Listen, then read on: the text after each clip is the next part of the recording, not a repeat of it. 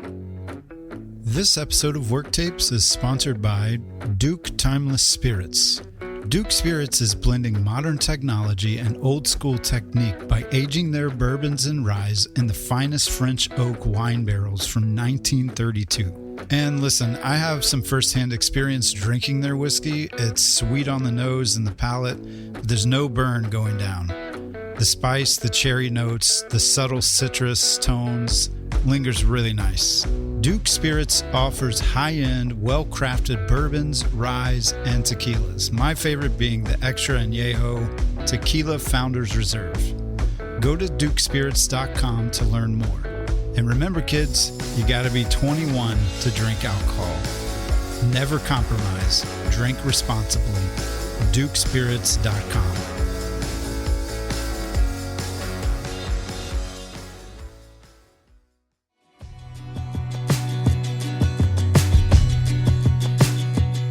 Welcome to Worktapes. This is a podcast where we tear apart songs. Why was the song written? What's it about? What's the context and emotion behind it? Where were you at the time? What were you going through? How did certain lines come to you? What's the inspiration? How long did it take to write? I'm Brandon Carswell, and I'm fascinated with songwriting and how songs are built from the ground up. It's easy to hear a full production song on the radio and dismiss its origin story. I want to hear the rough draft of a song, or the work tapes. I want to explore the very beginning of how songs that move us and make us move are born.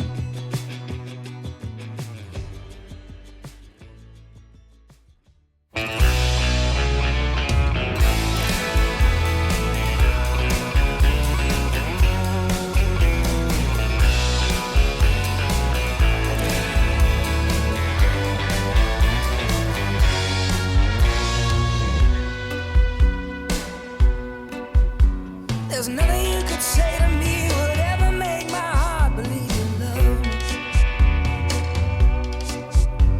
There's nothing you could ever do, so ain't no use in trying to prove you should. I don't know what kind of mess you're in, but only one thing will bring you round here again. You're just looking for a getaway driver. You're just looking for a fast car on the open road. You're just looking for... Welcome to Worktapes, everyone. I'm Brandon, and today we're joined by an old friend of mine from Nashville, Brad Sample. Hey y'all, hey Brandon, pumped What's about up? this. Thanks for coming. Yeah, man, I'm freaking jacked. This is gonna be great. We've known each other a long time. I feel like a lot of my guests I've known a long time, but that's just kind of how it goes in this town. I'm trying to think, 2008? Probably. Yeah, so close to 15 years. Yeah, it's been a while because we used to play a lot of shows together. I guess that's how we would have met, right? Yeah, for sure. Justin Weaver. We met through Justin. Yeah, because I played on a session with, Justin graciously let me play on something back in the day when I met Chris James when he first started playing. Oh, that's right. That's right. So so for listener context, if anybody even cares, okay. So the Carswell brothers, early stuff was produced or co-produced by Justin Weaver, who still does a lot of my stuff. And Justin was good friends with a guy named Chris James, yeah. Chris James, who was Brad's bass player in a band called Run with Bulls. Yeah, yeah. And we all played kind of the Nashville circuit together. We probably played 40 shows together. We played a lot, mostly at the Rutledge. Yeah. Which is just like R.I.P. the Rutledge. It's Right. a Martin's Gosh. barbecue now. Yeah, it's so sad. That was one of my favorite venues in town. It sounded the best. Yeah. Because of Frank. Frank the Tank. God bless him. We also played a lot at the 5 Spot, a couple shows at the end. That's right. We did. And the Pond in Franklin. Oh my gosh. I think R.I.P. the Pond too. That place I forgot about the Pond. A classic, dude. It was like the only punk rock club in Franklin where you could actually like hear cool true. indie music. That's true. We did play a lot of shows Oh, together. probably 10. My brain is like foggy, but now it's, yeah. Yeah. We would have played, like we would do a bill with like, it was you, us, Cold Stairs. Yeah. We were just talking about. Yeah. And whoever else. That was an easy bill. We could usually pull pretty good amount of people with those three. Oh yeah. We should do it again. I'm so For down. old I time's literally was just texting Chris and Phil a couple days ago. I was working on that old amp. I found it in the attic at the studio. Yeah. the one that I used to play in the Bulls, and I was like, "Shoes, this is such a cool amp, dude! Yeah. I freaking gotta get this thing living again." You guys ripped back then. I mean, It was loud. We were it a was loud loud, band. and it was not a surprise if Brad's shirt was off by the end of the set. Oh man, you're being nice. I feel like it was usually off by like the second or third song. Maybe. Cocky Maybe. jerk. That's fine. You're ripped. It's fine. It was a good time, man. It'd be a cocky jerk if I took my shirt off at those shows. No. Just because I'm like wasted or something. Yeah, yeah. Oh, there's plenty of that too, but Oh man, we had good times. we did. Did you ever play Christopher Pizza? Or you guys were? Yeah, that was so Christopher Pizza was some of the first shows that we played in town when it was the Brad Sample Band. Oh wow. Yeah. That place was tiny. Yeah, man. It was like, I think that was my favorite place to play. Other than the fact that you had to be so quiet. It was hard to We weren't quiet. No, yeah. It was hard to pull off a loud show there. Yeah. And it was hard for us to be quiet just because of the nature of that music. Yeah, it was a tiny spot. But the guy who ran the shows, he loved music, so he would just pull in anybody he liked. Yeah, yeah, that was a great spot, man. That's where I met Kyle Whalum, my OG buddy, and Tyler Kane as well. Yeah, that's where we played the first time with Justin. Oh yeah, no way. And then the first time Jeremy Hunter heard us. Come on, who did our record? Yeah, yeah. Wow, So no way. That's how we got that record Jeremy, started. What a legend. That's where I met Natalie Prass. A bunch of really great indie artists that came out of Nashville there. Yeah. It was kind of a haven for that stuff. It was cool. Yeah. It was tiny though. It was like a closet. Yeah. I mean, so it was long ways, right? Yeah. And the stage faced the short direction. It was like a single wide trailer. And Yep. I think like the stage faced the short wall. Yep. And you were at best 6 feet away from. If that, yeah. Yeah. The people that were Yeah. being blistered to death by your amp. Yeah. I like, even if you turned it around, everyone was still going deaf. Yeah. And then people would just stand outside if it was crowded. Yeah. Like keep the door open kind of thing. Oh, that was great. Such a cool spot, man. Yeah, man. So for our listeners, let's just start with you. How'd you get into music? You're a great guitar player, a great songwriter. Oh, thanks, man. You've been in a lot of bands. You've done a lot of session work. Mm-hmm. Played with a lot of artists, toured a lot around the world. Yeah. Where did all this begin? So my parents, Eric and Cindy Sample, they were worship pastors. They still do it a little bit here and there. My dad's a great songwriter. That's what brought them to Nashville. He was wanting to dabble in the songwriting thing, and he did really well. He's really, really good songwriter, really great rhythm guitar player. Honestly, one of my favorite rhythm guitar players of all time. He has a really heavy right hand, and you never have any doubt where the one is. He's legit. And so I started out really playing drums for them, and like they worked at a big church in Nashville, and so they always had great players. What church do they work at? It's called the Vineyard. Okay. Yeah, and so they always had great players playing for them. Basically like session or touring cats around town that just went to that church. So I got to be around a lot of really monster players pretty early on. And then when I was in high school, met my pal Molly Skaggs, who is Ricky and Sharon's daughter, and her brother Luke. And like Molly taught me how to sing harmony and a lot of just kind of music stuff that I hadn't gotten into yet because I was just so into my super narrow lane of Rolling Stones and Led Zeppelin and stuff like that. And I was really just playing drums, but got pretty into guitar this one day when I think you'll probably laugh at this. I was still living at home. My dad brought home a VHS tape of Stevie Ray Vaughan and Double Trouble. Nice. The Austin City Limits one where he's wearing like the blue kimono and stuff. Yeah. And I was into it. And then I heard Voodoo Child. And I was like, oh my gosh, that is the dopest thing I've ever heard in my whole entire life. And I could already like cowboy chord around on guitar a little bit. I was probably 16 or 17 at the time. Yeah. And, but when I heard that, I was like, that's freaking rad. I need to figure out a way to do that. And so I around 17, 18, started taking guitar pretty seriously. Also, songwriting had a bit to do with that. It was hard to write songs on a drum kit, and I really liked writing songs. Right. So, so for me, it started like drums, then guitar. Then I just kind of had to start singing because I liked writing songs so much. And then went from playing drums and making money, teaching and playing for like some CCM acts and stuff like that, Right. to being in the band Run with Bulls, the aforementioned. And we did that for 5 years, I think. Yeah, 5 years. We made 2 records, toured all over the country, had a big old time, got a big management deal, blah, blah, blah, all that stuff. And honestly, that's really where I learned how to play guitar, was in that band. Yeah. We started out as like a 5-piece with 2 guitar players and a keyboard player. And I didn't have to do much but sing the songs and play rhythm. And then very quickly realized that it was not affordable in any way and not even travelable for us at the time. Right. So I just kind of had to start like figuring out how to make it work. Yeah. And got pretty good at guitar.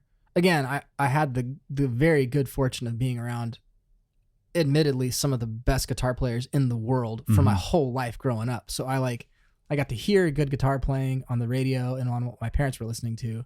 And then I got to see guys do it every week. Early on, Mr. Ricky let me come and hang out at his studio. Ricky Skaggs, Molly's dad, let me come and hang out at his studio a bunch. I worked there like sweeping floors and EQ and stuff. So literally I was getting to see like Brent Mason and Marty Stewart and, Rob McNelly and like the baddest dudes on records at the time playing on everything. And Mr. Ricky included. He's no slouch on guitar. He's a freaking maniac. Of course. So even though I wasn't really playing guitar a lot then, I knew the math of it and knew kind of how to put my hands on a fretboard and what it looked like. So you started on drums. Yeah. I mean, that was what I went to college for. That was that was all of my real formative practicing, when you're like a kid and you're practicing like 5 hours a day. Yeah. That was all on drums. You wanted to be a drummer. Yeah. Yeah. You still want to be a drummer? I do. Actually, after this, I'm going to the studio and I called my buddy Bobby to make sure the live room was open. I'm learning. I have to learn a set for some of my friends. Oh, cool. Yeah. I haven't done a drum gig in like 1,000 years. You played drums with us a couple of times. Yeah, I did. Yeah, it was a ton of fun, man. Yeah. Well, they're easy songs. Yeah, they're great, man. Who played on that record? It was we had two, but Bobby's probably who you're talking about. Okay, yeah, Bobby yeah. Blazer. Yeah, Blazer. Yeah. Gosh, great drummer. Anyway, so I get to do it on like records these days. Like if I'm producing a record that doesn't have a great budget, I'll just like play guitar and drums just to save some money. Yeah. But as far as like being a real drummer anymore, no, I wouldn't even pretend like I have those kind of, I mean, it's been 10 years since I really had chops. You don't lose it though. I love it. Don't get me wrong. Yeah. Like it's one of my favorite things. It always will be. It's like riding a bike. You just need to get your timing back and all that. Yeah. Right? Yeah. Every time I have to do something, I got to play on a record about a month ago, actually, for this East Coast kind of like alt pop guy, real cool stuff. And it was all simple stuff. But after a couple hours, I felt pretty comfy again. Yeah. Anyway, so then like fast forward, band, we finally have to call it. We just can't quite get it out of third gear. And for me, it was either like, well, go back to school and like get a degree that matters of some kind, right? Or figure out how to make it work. And so I had gotten offers to play for like pop country artists and radio country and stuff like that throughout the Run with Bulls days, because we were around. I mean, you remember you were there, like. It wouldn't be the strangest thing for an A&R guy from Warner or something like that to be at a club where we were playing. Right. So I would get offers, for baby acts, nothing crazy, like, to come out on the road and play. And so when Run with Bulls was done, I just said yes. And the first one was a guy named Brett Eldridge, who I think I was playing with him when he had his first number one. Then after that was a guy named Michael Ray, another pop country guy. And I was with him when he had his first number one. Then I played for a gal who kind of flew under the radar. She was one of my favorites, a chick named Brooke Eden, great singer. I was with her for a couple years. She had some really good charting stuff. And then played for Randy Houser, Big and Rich. Currently I'm playing for Colby Calais. She doesn't do much on the road anymore, but sessions with like Alice Cooper, Brittany Bishop. So yeah, man, it's been like a wild ride, a ton of fun, big ups, big downs. But as far as just like gunslinging for people, I've had a freaking great time. Yeah, man, that's cool. It's cool to kind of learn some of those things about you that I didn't know. I like this podcast in that regard because it seems like friends in this town, like we hang, but we don't like grill each other on like business. Yeah, like, it always what are you feels doing? silly, you know? Like I feel like, sorry to interrupt you, Brandon, but like No. I feel like when we would hang, nobody wanted to bull about that kind of stuff. You just wanted to like drink a beer and talk about the new Ryan Adams. You're not record. sizing each other up on Yeah.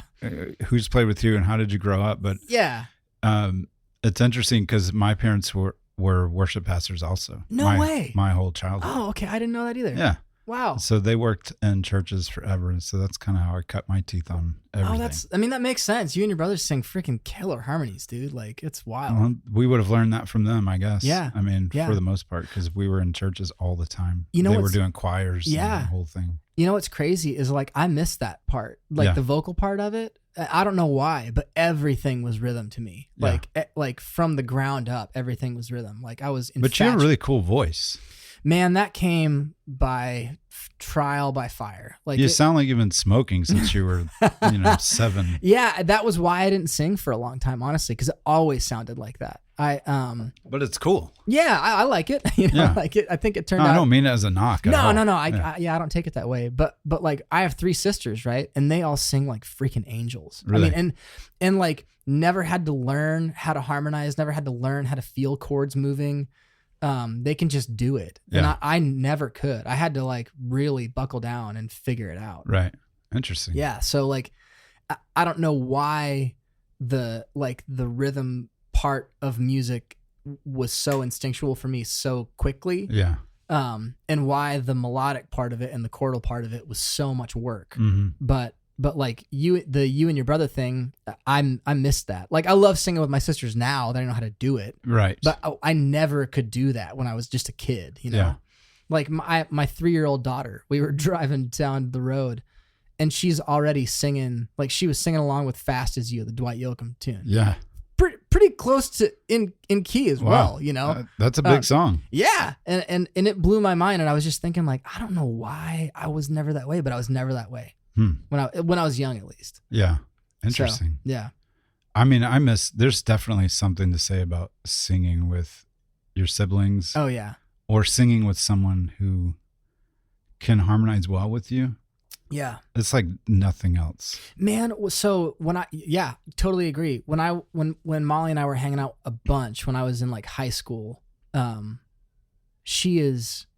Molly's mom, Sharon White Skaggs, in my opinion, is as far as like country and roots music goes, I think she's a fabulous singer on her own, but I think she's probably one of the most intuitive, instinctual harmony singers that I've ever been around. Okay. Like she is laser locked to anybody that she's singing with. Yeah. Whether it's Rodney Crowell or Shaka Khan or Ricky or like she just has a thing. And I remember hearing her talk about it one time.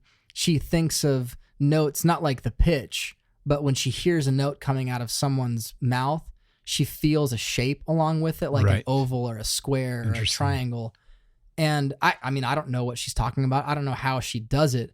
All I know is whatever juju is in her brain when she's looking at you or hearing you sing, the feedback in her mind makes her Velcro locked to whatever you're singing. You know those vocalists who are like, you can watch them and know they're on the note not because anyone else is playing the right note. Oh yeah. It's because they memorize the note. Yeah. Oh they yeah. know dude. what it feels like. Yeah. They don't even have to hear the music. Oh yeah, man. But for me, I've got to be able to hear it or I'm going to be off pitch. I'm the same way. I'm the same way, man. But every now and again, I'll feel it. So I know what that is. Yeah. And I'll feel like the vibration of this note is this. And I know that. Yeah.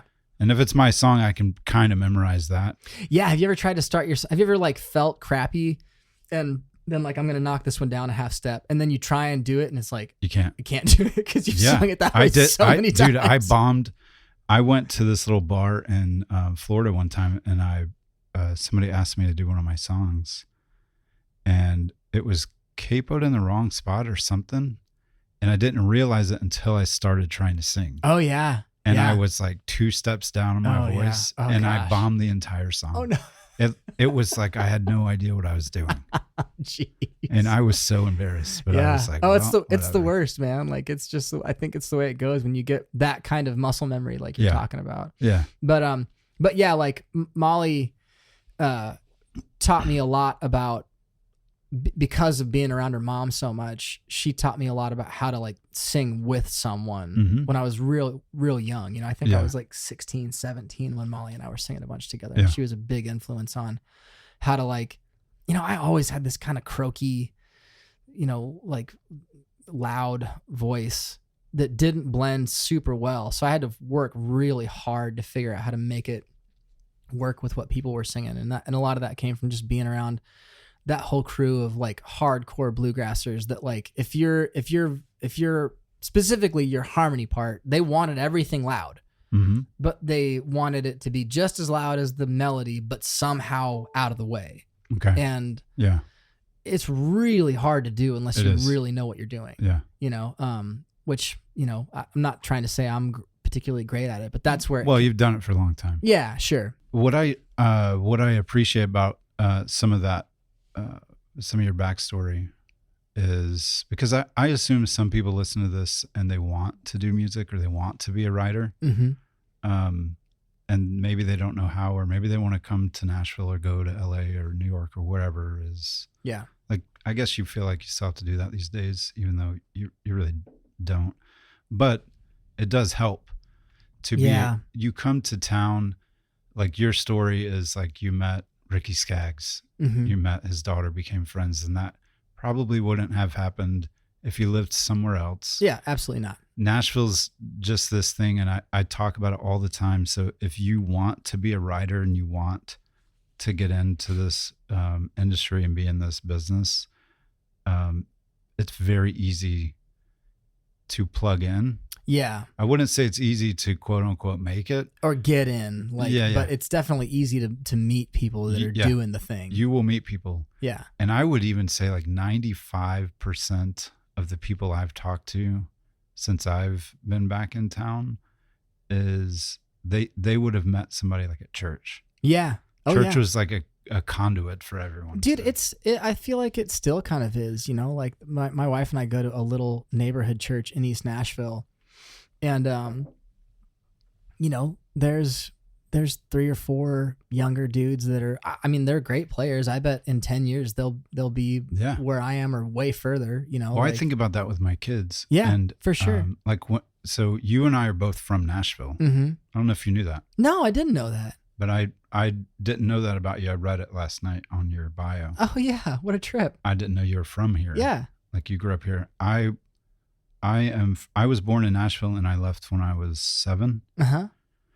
And I think about that with my kids. Like if I never left, I wonder what would have happened. But when I was 7, I wasn't really showing any signs of being interested in music. Sure. Yeah. But once we got to North Carolina a few years later, I was starting bands and writing songs. Yeah. And always wanting to come back here. And so anyway, that's just kind of a sidestep, but I think about that with my boys who are interested in music. Yeah. And they're here and what that means. You know, like, for example, and this is not like this, you'll know this, like I'm not bragging about this at all. No, yeah. I took them to dinner the other night and Jack White was sitting 2 tables down. Yeah. And they're huge White Stripes fans. Everything Jack White. And we've gone to see him play, and he lives just up the street from us. And that sounds like big stuff. And so they got to meet him. But that's kind of my point is if you want to do this, I'm not saying you're going to go into the next restaurant and meet somebody like Jack White. And Jack White's going to be like, yes, let me take care of you. And you can, here's a bag of money. Right. Right. But here's all my guitars and some money. Go for it. But you will come across people. Yeah. And you will come across someone who probably likes what you do and wants to be involved. That's what happened with us. Yeah, for sure. And, you know, I'm still such good friends with Justin Weaver. We're talking about doing another project together soon. Oh man, please let me be involved in that in any capacity. Absolutely. I'll freaking make coffee for you guys. I don't care, but I want to be there when it's going down. You gotta play. So anyway, back to like growing up here and doing the thing or whatever, like I think all that stuff matters, like just conversations with people and being able to like, it's crazy. Cause I remember now being a guitar player, what I do for a living, like I wouldn't have even known that was a thing you could do other than like being a rock star or being like a broke dude, like playing, like the normal picture everybody has in their mind of like some guy taking bar gigs at the corner bar, like barely making it. I didn't even know there was like kind of a air quotes, like working man's version of that where I could like be an employed guitar player doing it for a living. Yes. But here's the question. Yeah. Are you ready? No. The question is, how many people with the solo dream get pigeonholed into the working? Well, you're currently looking at one. the working, the sideman. Yeah. I mean, that's what happened to me pretty hard. Yeah. Which is not a bad thing at all. No. Yeah. Because the truth is like, we're just not all going to do what we thought we were going to do when we were 12, right? I mean, like, think about Justin Weaver. We've talked about him several times. He's a killer singer and a great songwriter. And like the Joshuas, that band he was in, that's what Chris James, the Run With Bulls bass player, that's how I met both of them. Right. Was I went to Joshua's shows when I was like a kid. There's still Joshua tapes or tape reels and Welcome to 79? Yeah, no way, man. Yeah, on the what shelf. A trip. That's pretty cool. I'll have to go check that. I did a session there a month or two ago. Yeah. I'll have to look for him the next time I'm there. Chris, what's Chris's last name? Chris. Oh, crap. Oh, Chris Mara? Mara, yeah. Legend. Anyway. I'm killing it with the M's today. Yeah. Rock and roll. Mara, Manila. I'm blowing my mind. But yeah, I think about that a lot. And it's, it's crazy. Like how, so for instance, like this last week, a buddy of mine randomly called me and he was like, "Hey man, what are you doing this weekend? Blah, blah, blah." I was like, no, he asked me if I could sub in for a gig. Right. And I said, "Yeah, I think I can pull it off." And he told me the money and I was like, "Yeah, that's fine. No worries." And pretty easy. Like the MD already had charts and stuff like that. It was an easy run through. And it turns out that the artist, who's really good, by the way, is a 14-year-old kid, right? Who got, and you're the sideman, and I'm the sideman, and I'm like 38, and I'm like, and I'm looking at, he's a good singer. He's got some good songs and stuff like that. But like, it's weird sometimes, and like the weirdest part about it is that there's the undeniable part of like something resonating with a bunch of people for somebody else. Right. And that's never happened for like me or Justin or like a bunch of other people that are, like Keith Gaddis. Keith Gaddis is one of the nastiest guitar players ever. And he does great solo music. It's not, I don't think it's like the easiest pop stuff to consume, but it's really good. Right. And he's played for 1,000 people that he's probably a better songwriter than, and probably a better singer than, and all that kind of stuff. But there's something that you can't, like, you have to be humble enough to not deny the fact that something is resonating with a bunch of people, with these people. Sure. That's for whatever reason currently not resonating with what you're doing. Right. So you can either choose to like be okay with it, and me go like, "Oh, this freaking 14-year-old kid's got like, literally hundreds of screaming people in these audiences that it's not just some mercy gig. Like, he's not opening up for somebody. These are like people that are paying money to come see this kid. And you can either go out and do your best and sound good doing it, or you can whine and complain about it and not do it. And I've done plenty of whining and complaining. Don't get me wrong. Well, it's an interesting subject, and it just popped in my head. I haven't thought about it too much lately, but it's something that definitely happens in this town or any entertainment town. And could you go there with your idea of what you're going to do? Yeah, sure. How you're going to change things up, or make a splash. And then, like me, for example, this past year or the past couple of years, I've had 2 or 3 people ask me to do road managing. Oh yeah. And I'm like, I don't want to do that. Right. I don't know if I know how to do that. And they're like, "Oh, you'll be fine." Yeah. And so now I'm doing these few gigs that are like, "Will you just be the manager?" I'm like, I don't want to be a manager. Right. I never wanted to manage. Sure, it, yeah. Yeah. I don't. Well, and I think the annoying and positive thing about that kind of stuff is like you can't just, the music industry and entertainment specifically is the entertainment industry.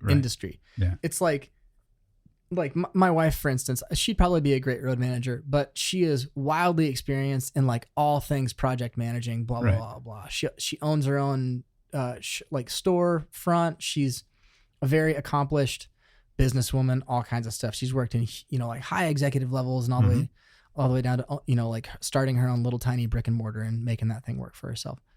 Smart person. And she's grown up around it, so she could probably do okay. This is just an example.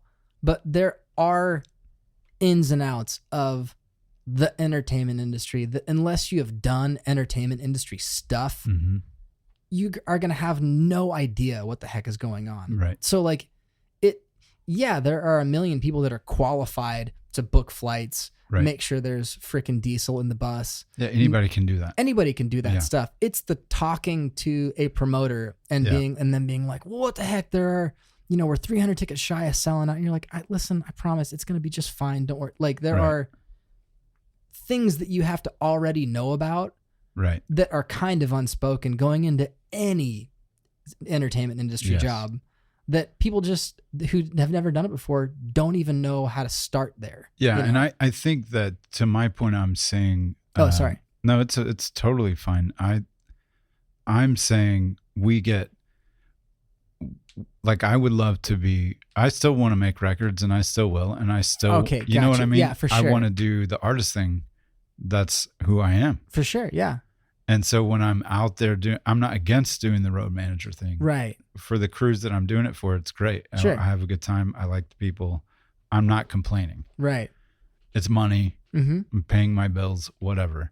But I want to pay my bills another way. Right. Oh yeah, dude. I'm the same. Like my wife talks to me about that all the time. Like when I get on a, like whining tangent about like, saying this or that or the other, or whatever, like again, playing for a 14-year-old kid and being like, man, what did I miss? Yeah. Right. Like, that's like, it. how am I doing this right now? Right.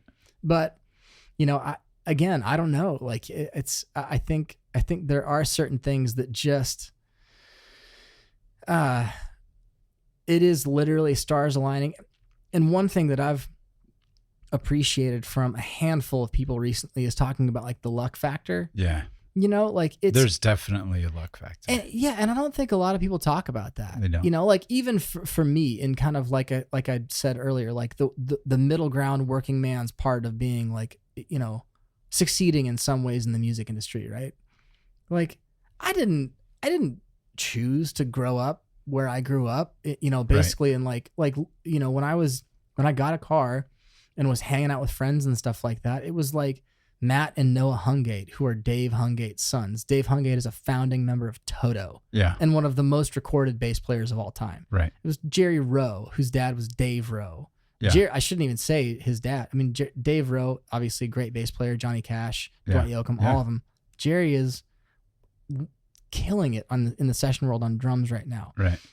Bobby Holland, Ernest Chapman, all these people, Molly Skaggs, they were just like people that I happened to be around. Sure. It was total luck. Yeah. And a lot of the work that started my career came from just being around those people. Right. And I think that has a big factor exponentially to the tune of like, I remember hearing Adele talk about it with like, I forget the songs, but it was basically her second record. Like she feels like what exploded her to superstardom were three things in a row. It was that record coming out, her being on Saturday Night Live, and somebody basically posting about it at the New York Times. And then her mess up on the Grammys was like one of the most rewatched things ever. Right. And she feels like that is what like instantly solidified her into the consciousness of diva singer status, you know? And you can't fake that. That's like a lucky thing. Remember hearing Ed O'Brien talk about it on a Pedal podcast about how they got signed, Radiohead got signed because they covered a Nirvana song at a college party one time. They had like 5 songs they had written. Yeah. And they covered a Nirvana song at a college party in England somewhere. And basically, I forget what label it was, but the A&R people had like carte blanche to sign anybody that was grunge, quote unquote. And they played a grunge song. And so that's how they got signed. Yeah. Luck is definitely a thing. Like, and I think it's like preparation, like you need to be prepared. Yeah. And for then sure. you need to like understand that the majority of your preparation, once you put that record out or you put that song out, it's out of your control. Right. Yeah. The people are going to decide what they want. For sure. And you have very little, I mean, you can do marketing and stuff, but Yeah. you have very little control over what they decide they want to keep or whatever, or push. And so, and I'm not saying I'm not grateful.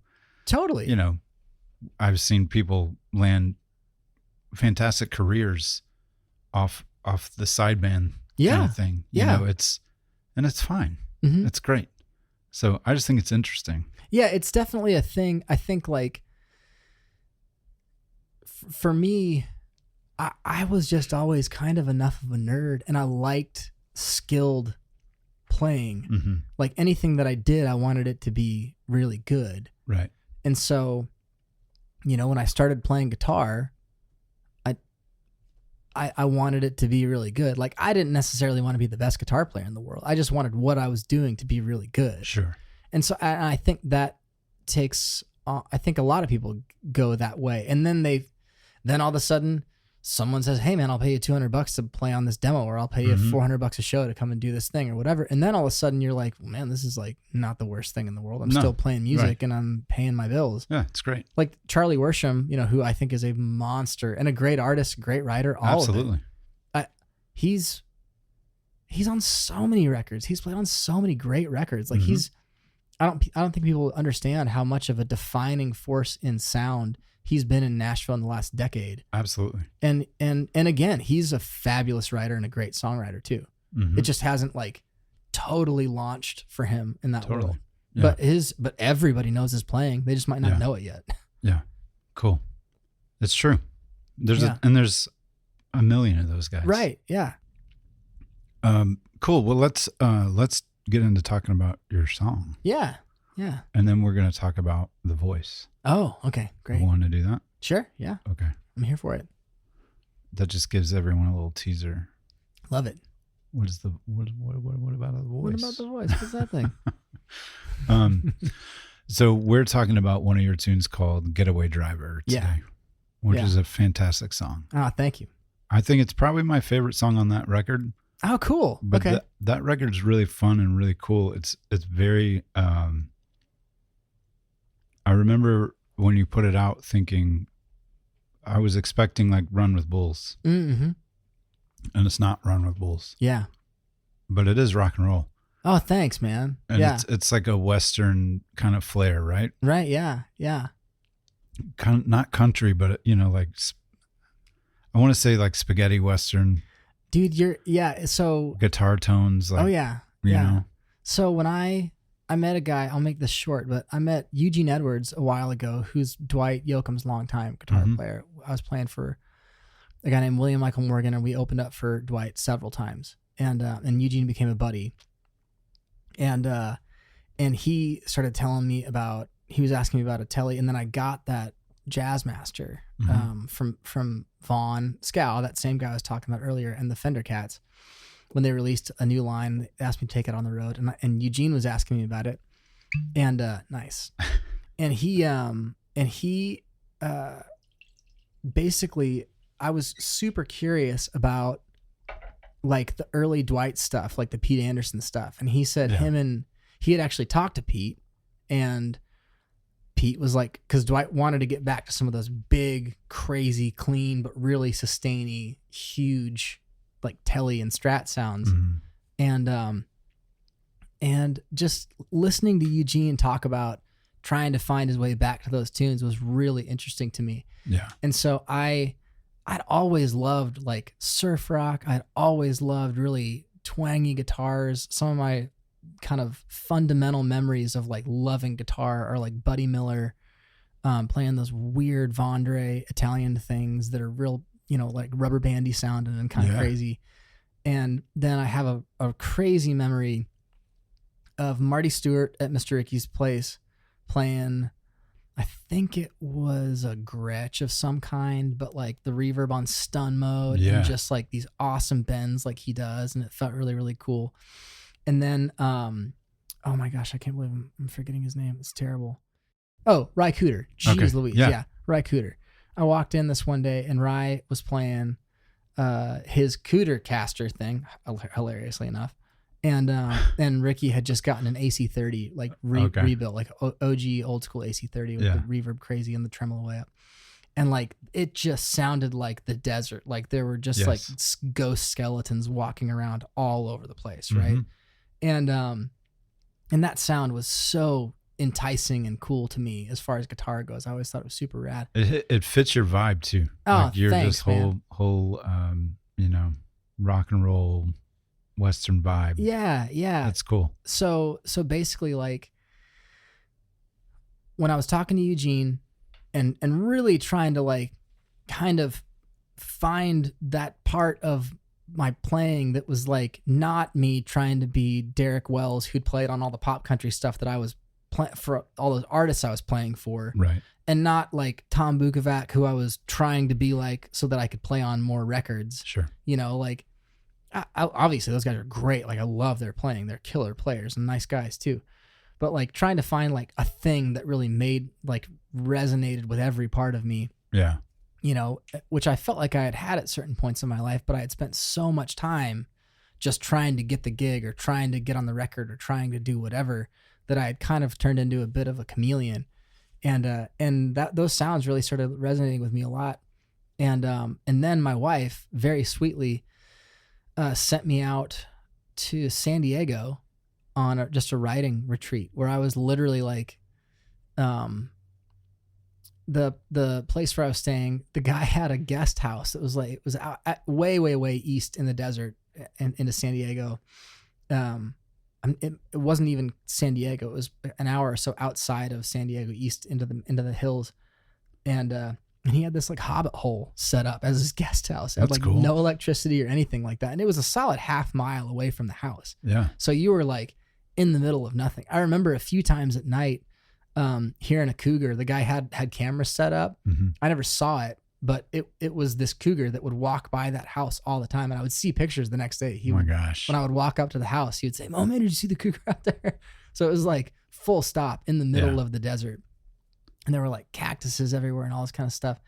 And the desert is a crazy place. If anybody has never been to a real big, legit desert, it is a thing. And you get why so many stories are about being in the desert, because it's something. And I wrote almost that whole record. I had made the first one, a record called Rhinestones and Broken Bones. Great record too. Oh, thanks. Yeah. And Bobby and I, my buddy Bobby and I, we did a lot of searching for guitar sounds there that I love and still do. But then I wrote most of that second record, Ghosts of Love, which Getaway Driver is on. Mm-hmm. In that freaking hole in the ground. Yeah. And I say hole in the ground, it was beautiful. Like it was wood stove, the whole thing. It was really you weren't hurting. Cool. No. I was having a great time. Yeah. It was honestly one of the best experiences of my life. I say this way too much on this show, but as a writer, if you can get away to a place like that, I did that with, my friend's got one of those Spartan trailers. Oh yeah, dude. Out in Ashland City. Oh man, yeah. It's called Number 9 Farms. You can Airbnb it. Oh, cool. And okay. So I booked it and I went out there and wrote for 2 days by myself in the middle of the woods. Isn't it great? It's fantastic. Like I feel like there's like, if you really can check out and you can just go, I don't care if I get a single song out of this. I just want to get this stuff on paper. Yeah.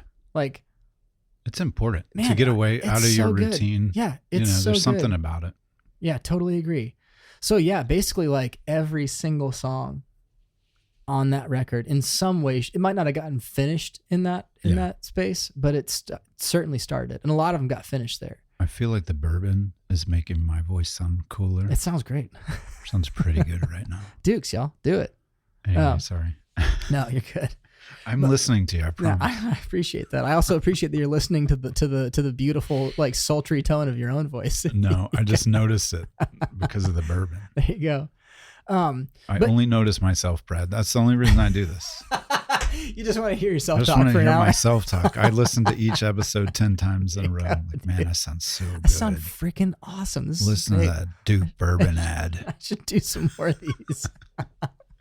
I actually don't like to hear myself talk. Oh, but really? when the compressor's on, I feel like in my headphones, I'm like, Radio that Radio Brandon, man. It's kind of fun. Killing it. Anyway. No, but so yeah, basically like all that. So when I came back with those songs, I had kind of like found that kind of center of the way that I always liked to play. Even in Run with Bulls back in the day, there was always this like really heavy right-handed thing that I liked and resonated with my ears and the way that, you know, sound was moving through a guitar. And when I was talking to Bobby about making that record, it was a COVID record. We made it in the summer of 2020. Okay. And so it's basically just me, him, and Kyle Whalen playing bass. We had Billy Justino played keys and John Henry Trinko played keys as well. And then Eddie Dunlap played steel. But as far as like putting the tracks together, I played drums. I would start with usually a scratch acoustic track, and then I'd play drums and we'd flesh it out, and Kyle would play some bass, and it was a really built record. But when we were talking about the guitar tones, I was kind of like, I really want like one guitar part per song. Yeah. And most of the songs are that way. It's one guitar. Yeah, I think built solo out. And everything. Yeah, like Getaway Driver reminded me, and this is just because I'm such a big Muse fan, and I know they didn't develop that sound, but they used it on a song called Knights of Sidonia, and it's I'll have to listen to it. It's like this twangy guitar sound with a trumpet over it following the lead, just like on Getaway Driver. Yeah, okay. And it's kind of it's a similar chord progression. It's really Western. Yeah. And then it, you know, eventually turns into Muse. And sure. It's totally different than yours, but I was like, oh, that's cool, the trumpets. And I know that's like a Western, like Cash did it. Yeah. You know, some of the older like spaghetti Western kind of like runs would a trumpet would follow it. Yeah. And it's super cool. So here's what we'll do. We'll listen to the Worktape. Okay. Because this is just you and your acoustic guitar. Yeah. Which is very cool because I think that's in the cabin. I think that's in really? Yeah. I think that's my phone without Wi-Fi or anything like that. That's fun. In that cabin. Yeah. Okay. So that'd be like the day you wrote it. Yeah. Yeah. So maybe it might have been the second day. I started working on that lick and I loved that lick. Yeah. So you had, what was cool about the Worktape is you had the like main riff parts worked out. Mm-hmm. Because you're a guitarist like that, and you're probably like producing in your head as you're writing, I would assume. Yeah. And so that's in the Worktape, and it's really cool. So let's listen to that, and then we'll discuss where the song originated in your brain. Yeah, totally. Cool.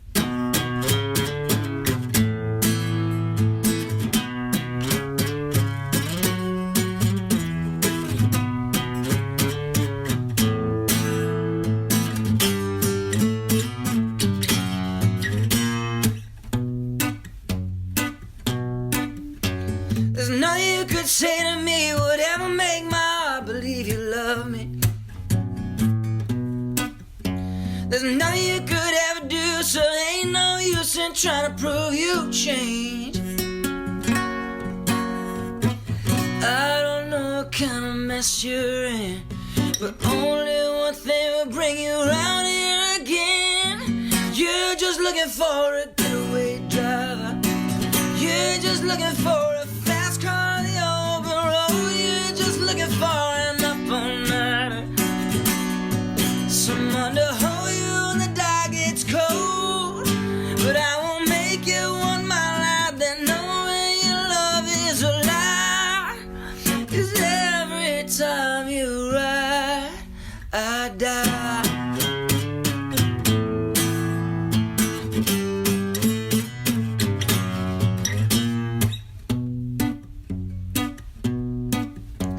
The border's in the rearview mirror. I can't believe I'm sitting here with you, babe. The desert in the pale moonlight, and the devil trying to set the night on fire.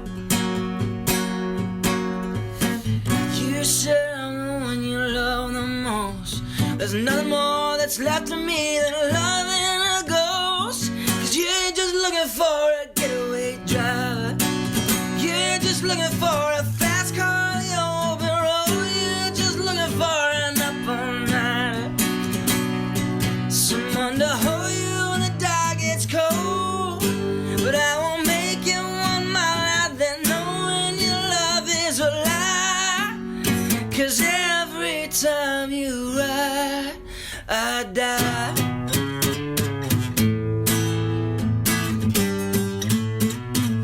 That, and then we'll discuss where the song originated in your brain. Yeah, totally. Cool. Awesome. So where did you come up with this song? Was this, we know where. Right, yeah. Physically where. What's it about? I think it's kind of understood, but sure, you know, give us some backstory. Like if you want to give us a real story or you just want to make it up and not tell us the truth. I'll try and give the realest version of the story that I can, because it's maybe a little explicit, but we're here for explicit stories, Brad. But that's what the people want. Yeah, so I came up with that Getaway Driver idea when my wife Rebecca, who's freaking awesome, she's just like the greatest gal. She's a big Disney head, and one of the things that we would commonly do before we had our daughter would be I think we actually did this very thing 3 times, but I would get home from a run on a Sunday morning or. I'm so nervous about what you're gonna say. Yeah. So I would have been in a bus for however long, and get home, show up at home, and we would get in her car and drive to Disney World. Oh, really? And hit every that's park, so fun. and then drive back home. Wow. So we'd be gone for 36 hours or whatever, right? Before she had to be back at her shop on Monday or something. Awesome. It was wild. And so we did that 3 or 4 times over a couple of years, and then would also fly down that shit. Do you like theme parks? I'm honestly, because of my wife, I've gotten to where I really enjoy Disney World. Okay. Because she likes it. She loves it. Yeah. She's living her best life, and it just makes me happy. And there are some things that I really enjoy, aside from her having so much fun. But anyway, so one time we were driving back, and my wife's beautiful and lovely and all this kind of stuff, and it's super late at night, right? We left we watched fireworks go down, and we leave at 11 o'clock at this one part, and I had been on the road for 4 or 5 days before this, and then we immediately leave, and we don't have a hotel room there, anything like that. We just drive to Disney World, and then we're driving back home. And I'm it's exhausting. Yeah, I'm exhausted. And I'm also looking at my hot wife sitting in the car next to me, and it's, trying to figure out a way to make this happen. It's we're in the middle of whatever it is, 85 that goes down that direction or something like that.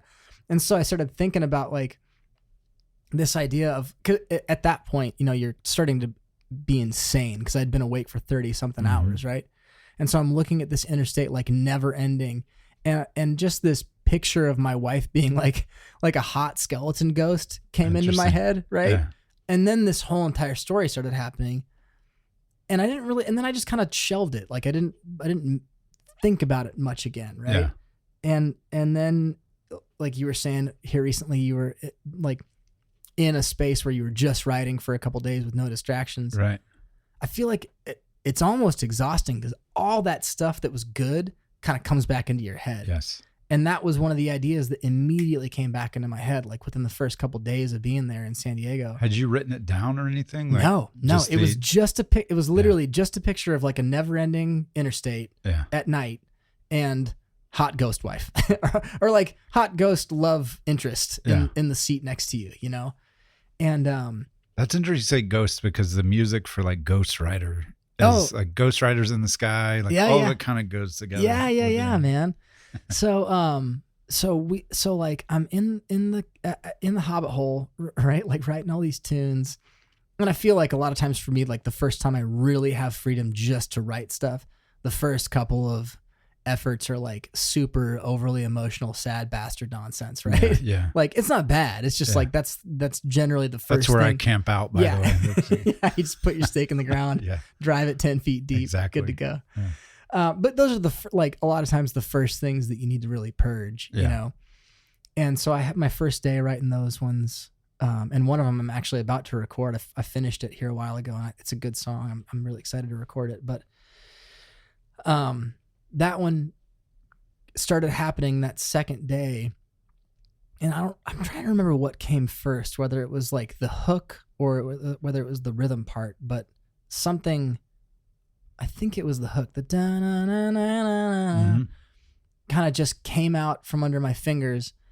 And that song was done in like 15 minutes, like as far as lyrics and stuff like that go. Yeah. I had a little bit of messing to do with the chords over the melody, Right. because I wanted it to not feel so predictable. Right. So there are a couple out of town chords in there, and I think it worked out pretty cool.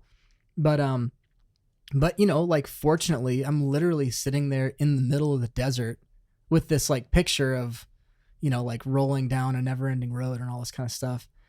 And the idea of like, you know, what so many times in relationships and in your life, like you feel ulterior motives from someone. Even now, you know, I've been married to my wife for coming up on 8 years, right? And like people manipulate and do terrible things to each other. It doesn't matter how much you love Yeah, them, marriage you know? is hard. Yeah, it's really hard. Yeah. And also friendships and relationships are Yes. hard, and it's hard to not be selfish all the time.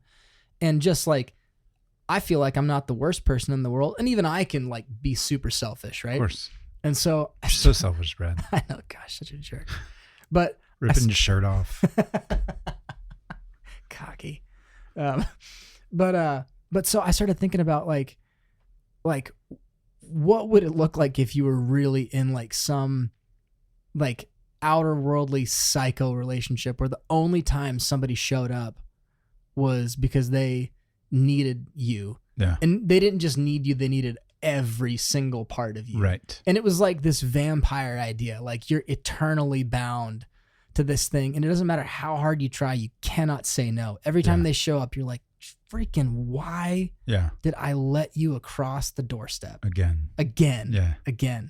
And that thought exploded in my brain in that freaking cabin, and I'm telling you, that song happened in like 15 minutes. Yeah. Did you have experience with that in the past though? A little bit. Yeah. Where you were the one getting shit on? Yeah. Yeah. And it's like that, you know, I think those are things that everybody has to deal with at some point. Of course. You know, like it's. Well, you have people, like you said, we all have selfishness. Yeah, sure. So I'm not saying anything that no one knows. No. Yeah. The people that don't know they're selfish, they're the problem. Yeah. And they're the people that you wrote about. Right. That's the person you wrote about. They keep walking all over you. Right. And you keep saying yes because you love them. Right. And so like but there's an interesting dynamic where when you get away from that person, you suddenly start realizing how screwed up it is. Yes, but also the problem wasn't, yes, the problem was them, but also you blame yourself for it. Yeah. When in reality, you loved them. Right. It was That's sincere. why you did it. Yeah. You loved them and it was sincere. And, and so you let them do that. Yeah. And then you get away from it and you go, oh, they didn't receive my love. Right. That's what it was. Oh yeah, man. And it's like, it is those are weird, crazy dynamics. I think like the older you get, the more love is like kind of awesome and also even more heartbreaking all at the same time. Yeah. Cause like you start like the idea of like it wasn't meant to be thing, or, maybe I wasn't really in love with them kind of goes out the window. Like you were saying, it was like, well, I really was in love with them. Yeah. Like that's not fake. Yeah. It just wasn't the way that it needed to be for it to be sustainable. Yeah, it takes two. Yeah, it does. And, or like even to the end of music or whatever, like in a band or any of that kind of stuff. Like, it's not like it was bad music or it was doomed to be something that it wasn't supposed to be or blah, blah, blah, whatever. It just takes so much more than just one person pushing it into, like out of the ground all the time. And my favorite lines are in the hook. Like, you're just looking for a getaway driver. Oh yeah. What's the next line? Fast car. You're just looking for a fast car on the open road. Yes. Yeah. So you're looking for something that's basically distracting. Right. From something else. Yeah. You need somebody to fill this void while you need it. Right. And then you don't need it anymore. Yeah. Well, and it's funny because like even my wife was talking about a friend of hers that like kind of only calls when they're in trouble. Yes. And I love them. They're like, they've become a friend of mine as well. That's the point. And like, and I honestly don't think they even mean anything by it. Right. And I know they've been old friends for years and years, like known each other for decades longer than I've even known my wife. It's just the way people can be sometimes, you know? And it doesn't, I don't think it negates their affection for Rebecca, you know, like they're still good friends and stuff like that, but it is hilarious how but sometimes you start noticing the one-sidedness. Right. For sure. And you're like, wait a minute. They don't ever ask me about me. Right. Yeah, totally. So yeah, that's kind of where the song started, was, like I said, this instantaneous just kind of picture on a big long, you know, like psycho car ride with my wife, or drive with my wife to Florida and back. That's fun. Just in case anybody doesn't know, Nashville to Orlando is about 11 hours. Yes. So it's like, it's not a short drive. And we did that twice in the span of 30 something hours. Yeah. So, yeah. And you walked a theme park in between, which is stupid. Yeah, it was stupid. It was ill-advised. And yet we did it so many times. You did it. But then, you know, when that, you know how sometimes when like, you know, yes, I've had certain personal experiences with lines in the songs and stuff like that, obviously. But I've never been a ghost skeleton guy getting chased around the desert by you dramatize stuff. Yeah. But like all of a sudden you're writing this thing and you're like in it, you're real. Like the story is alive in front of you. And I feel like those are the ones, to me, at least my favorite songs that I've written have either happened instantaneously or they take me like 2 years to write them. Like the ones that are in between where it's like, this, that, I'm just going to switch this line or whatever. I usually end up just kind of being meh about them. But like when you know an idea is so good that you're kind of like afraid of it and you need to jump away from it for like however long it takes for you to get back to the idea. I'm actually working on one like that right now. Or you lean into it and finish it in 5 minutes. Exactly. Or you're just like, I've got to get this done right now. Like whatever is coming down from whatever channel I'm connected to, it all needs to happen this moment. Yeah. And that song was that way. And those songs for me are always pretty close to the chest. Yeah. Like I feel like they're my kid or something. Yeah. Yeah. Like I don't want to give them away. I don't want to sell them. Right. I don't want to get publishing involved. Mm-hmm. I want you to come to me and go, yeah. Here's some money. Yeah. This thing's so awesome. Look at what you made. And I'm the only one that thinks it's that good. I think that's the way a lot of that stuff is though, man. Like again, back to like the luck thing and timing thing. Like sometimes that stuff just resonates, you know, and sometimes it only resonates with a couple of people, but you will find with those kinds of tunes, like somebody will hear it and they'll get a hold of you about it and be like, man, this wrestled me to the ground. Yeah. You know? And speaking of luck and timing, what about the voice? How did that come out? So Brad is going to be, or is a contestant on The Voice. Yeah. What season? 26. 26. Yeah. So by the time this comes out, I think maybe there will be an episode. Mm-hmm. Yeah. We're not 100% sure yet. Yeah. But maybe speak to what you can speak to. Yeah, sure. So we'll go there. So basically, like. And by the way, I love that song. Oh. So I don't want to just jump over and be like, no. You know, I think everyone should go listen to that whole record, first of all. Yeah, please do. I'm really proud of that record. That was one that I think I love everything on that record. Yeah. I don't think there's anything that I'm not pretty in love with. Yeah, it's fantastic. I mean, from album art to songs, all of it's really good. And go pull it out. I should have brought you a vinyl, dude. We did 180 gram vinyl. I'll bring you one. We live in the same town. We do. It sounds great. Dan Scheich mastered it and he freaking killed the I would love to hear the that. vinyl master of it. It's real good. I love that. Yeah. So timing, placement, all of that stuff. And then all of a sudden Brad Sample's on NBC's The Voice. NBC's The Voice. Bing. Dude, it was wild. The whole thing was wild. I was, so Rebecca and I built a new house last year and I was working from home this one day after we'd been in it for like 2 weeks. And her and my daughter walked in the front door and she was like, hey, put on something that looks halfway cool and pick a song that you like. You got to audition for The Voice. And I'm thinking like, yeah, right. They want some 37-year-old dad from Nashville. Like, what are you even freaking talking about? And she was serious. And so I did the initial audition, and there's, like a certain amount of phases of auditioning that you have to do. And every time I kept going like, certainly they're going to just be like, nah, man, we're good. And it kept working out until all of a sudden I'm there with a bunch of other people that are auditioning and thinking like, how on earth did this freaking happen? This is wild. And it was such a cool experience. It was crazy, man. Like everybody that was there, first of all, it kind of blew my mind how seriously they took the music on that show. I mean, it's an entertainment show, right? Mm-hmm. Like everybody that watches it is supposed to be pumped about it being an entertaining show to watch, but they wanted every, me being a professional musician for more than a decade now, and having seen certain clips of certain competition shows and stuff like that, I'm always kind of like, okay, right, what's happening here?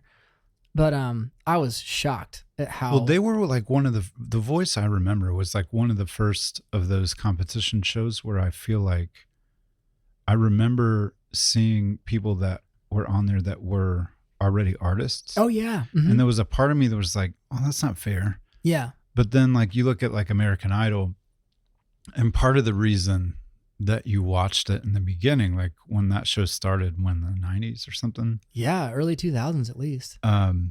You were watching the underdog come right. up. Like, yeah. No one knew this person could sing, like, or very few people knew this person could sing or whatever. They weren't really a musician, but they could, and they get on the show and crush it and win. And then The Voice comes along, but they didn't shy away from people that were undiscovered, like really great musicians like yourself. Yeah. And I think that's like the premise, like the idea is it's not people looking at a pretty person standing in front of them. It's not necessarily somebody looking at some like sob story of whatever, or this or that, the other. Like, you don't have to give your crybaby story on that. No, I did not. Maybe they'll edit it that way. I'm not sure, honestly. I shouldn't be laughing about that, but it's like a thing. No, I mean, yeah, it totally is. And don't get me wrong, dude. Like I said, I think they take the music very seriously, but they also take the show very seriously. They want, like you said, you kind of always root for an underdog. So they if that's part of who you are, they're not going to shy away from that. Right. But I was truly floored. I mean, like every time I was around all of the initial contestants, I was just like, there's nobody here that sucks. Like, and not just nobody here that sucks. Everybody is so good, like in their respective genres or whatever. It was freaking wild. And so, Rebecca was pretty encouraging. And like, dude, you remember how jerky we were with like our indie rock, not want to admit that we were hipster, but post hipster, like terrible wine and cheese taste and everything, if you would have told, Run with Bulls, indie rock Brad a decade ago that you were going to audition for The Voice, I would have been like, I'm going to punch you in the face right now. You're out of your mind. And I think there is like an element of like the elitism and all that kind of stuff. But I remember thinking in my head when I, when we put out Ghosts of Love, that record we were just talking about with Getaway Driver on it, we had a radio tour planned. It was charting on Americana charts and AAA charts. It was doing pretty good, like kind of traction that I'd been working my whole adult life to get on my own stuff. And then the Delta wave of COVID happened. And we found out that Rebecca was pregnant. And so literally like the whole radio tour got canceled because nobody was doing in studio interviews anymore. Right. The tour that we were planning got canceled because clubs weren't doing shows again all of a sudden. Yeah. And my wife's pregnant all of a sudden. Yeah. So like, I remember in that moment in 2021, spring of 21, going like, if this is ever going to happen for me, it's going to take something like The Voice. And I kid you not, I said that. I was like, it's going to take something where a ton of people are going to see me doing the thing that I do. Right. And because I can't get back in a van at 37, 8, not whatever, late 30s. You can get on a bus though. Yeah, I could get on a bus. I could certainly do that.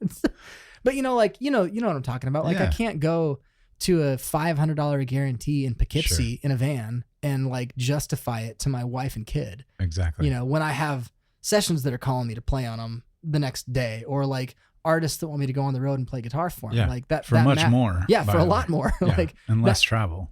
Yeah, that I'm sleeping in my own bed. I'm tucking my daughter in at night and helping Rebecca do dishes. Like that's not in the cards for me at this point. Right. So the irony of that being the exact thing that I said in the spring of 2021 is kind of hilarious. That's wild.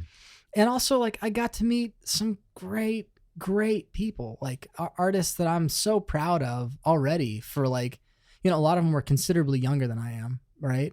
And have already like leveled up big time just before the show has even come out. Mm-hmm. They're killing it. I'm like so proud of a lot of them, and I've gotten to work with some of them, and that's been a ton of fun.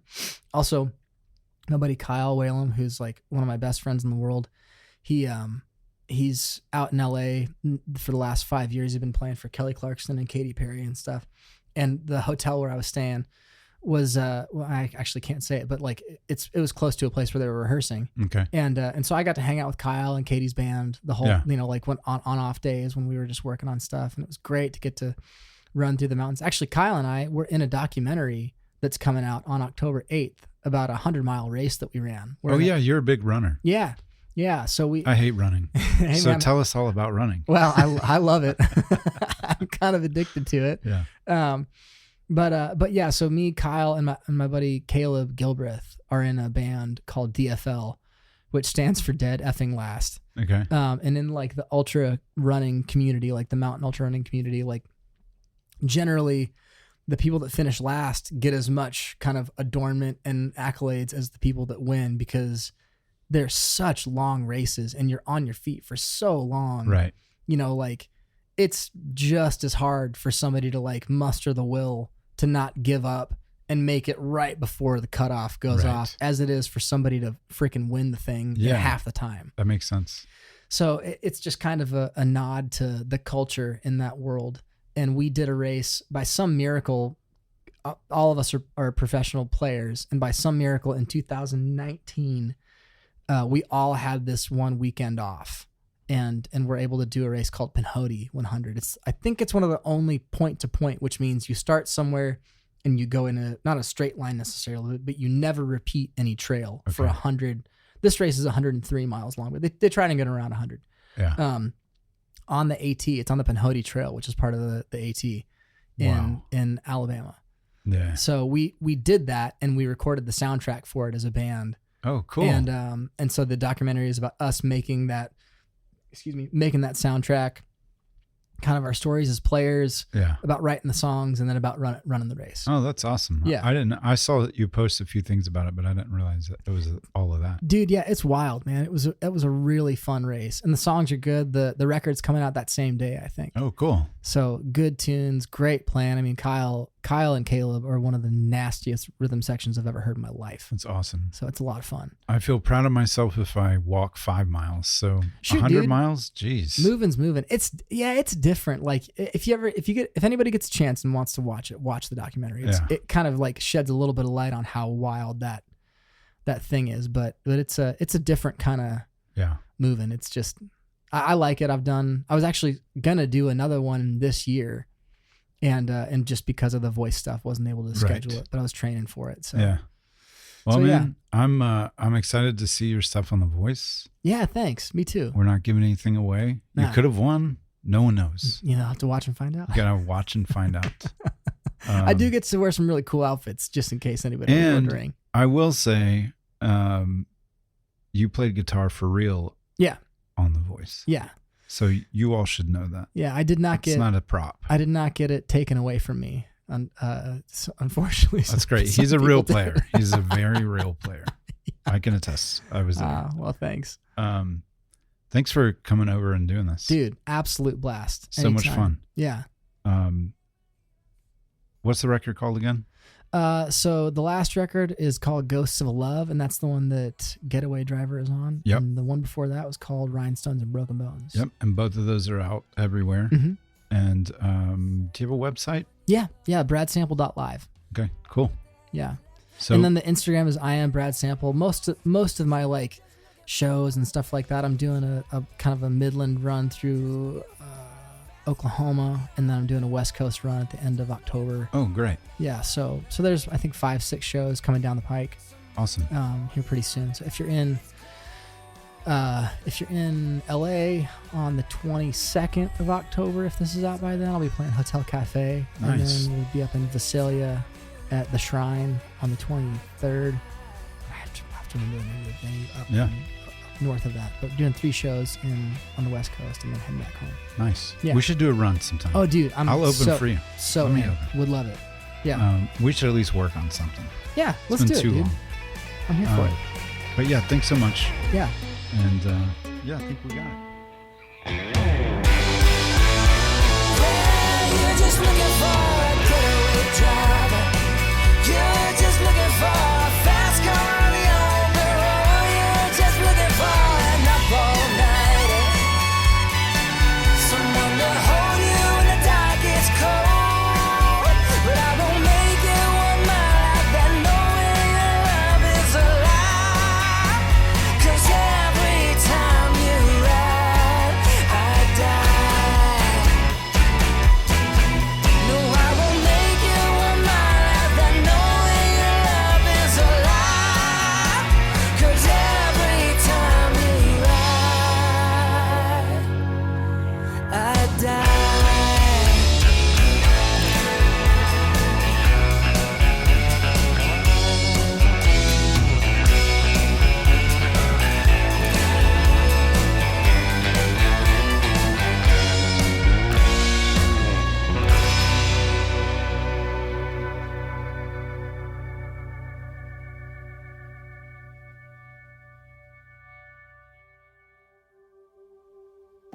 When we're gone, what will be left behind?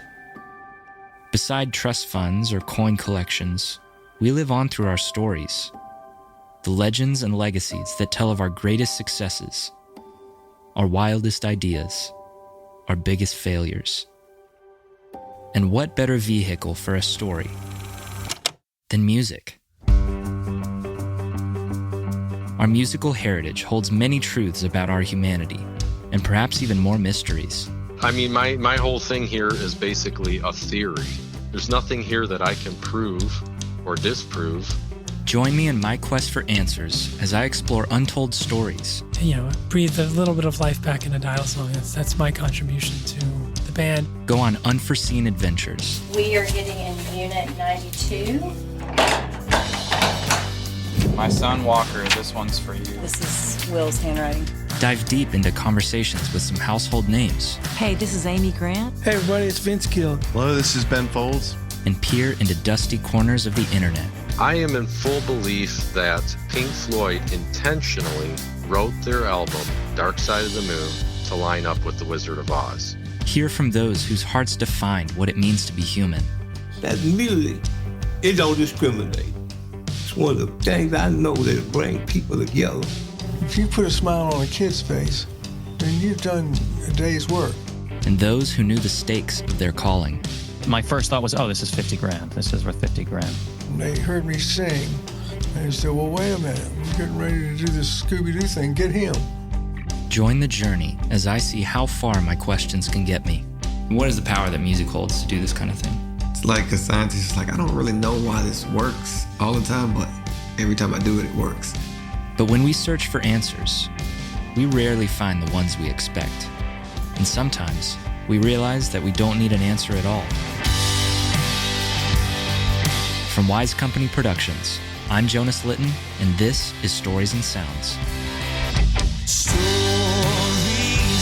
and sounds.